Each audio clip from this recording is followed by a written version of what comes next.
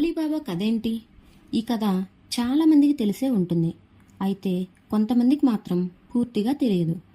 40 మంది దగ్గర నుంచి ఆలీబాబా ధనం ఎలా కొట్టేశాడు, అది ఊర్లో ప్రజలకు ఎలా పంచిపెట్టాడు, దొంగల నాయకుడికి తెలియకుండా ఎలా చిత్తులు వేశాడు, ఇవన్నీ తెలుసుకుంటే చాలా ఎక్సైటింగ్గా ఉంటుంది.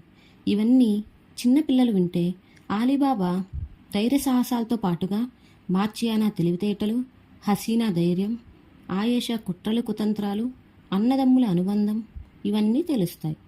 అసలు ఈ ఆలీబాబా ఎవరు, ఎందుకు ఈ కథ ఇంత ఫేమస్ అయింది అనేది ఇప్పుడు మన ఎపిసోడ్స్లో వినేద్దాం.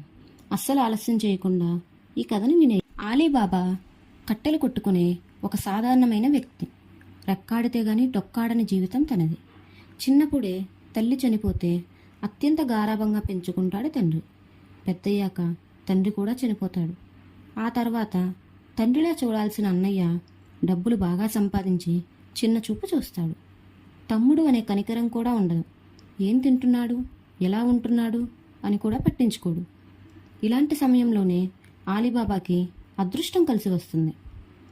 కోట్లకు పరిగెత్తుతాడు, ఎంతో ధనవంతుడవుతాడు.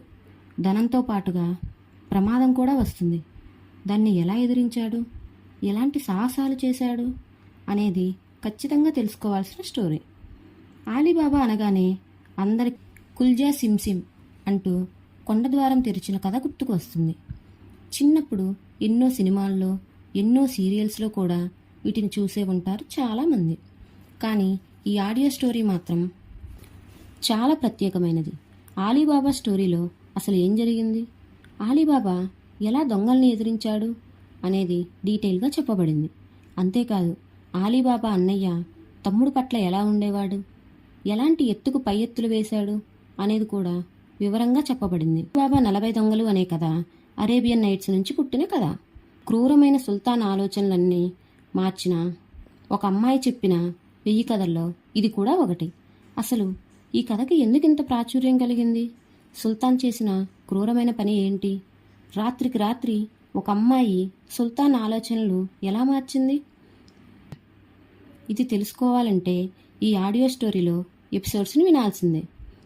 ఆలీబాబా 40 దొంగలు అసలు నిజంగా ఉన్నారా, లేదంటే ఇదంతా కల్పితమేనా, పర్షియాలో ఒకప్పుడు ఏం జరిగింది అనేది చాలా ఆసక్తికరం. ఒక మహారాణి చేసిన తప్పు సుల్తాన్ క్రూరమైన చర్యలకి ప్రేరేపించింది.